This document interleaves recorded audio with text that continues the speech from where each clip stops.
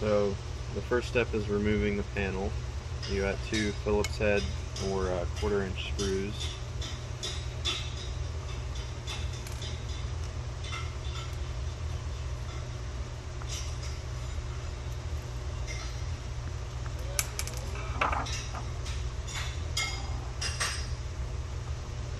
Then in here, this is your wire connecting to your brush. Right here is a spring that holds the brush against the motor.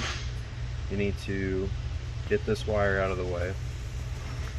Push the spring down and pull it. You can see there's those two clips there that hold it there. You need to push the spring down and away from the mount so that it slides out like this. And those two hooks there are what we're keeping it attached to the body. So you need to push it down and pull it towards the brush to get those hooks out. And then after that, your brush should just come out like that, the stamp side away from the connection. And then you want to take a pair of pliers,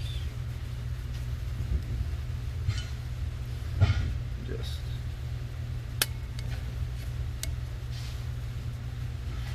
pull it out, just like a spade connector. So this is our old brush.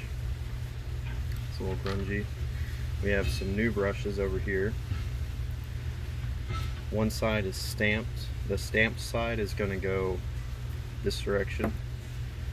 So it goes in like this.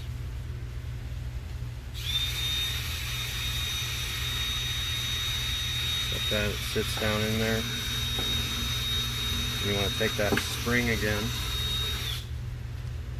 You can see in its relaxed position, it's closer towards the hooks, but so it goes in like this. Push it down until those hooks are on the other side, and then get them latched in just like that. Want to put your connector back on. Right.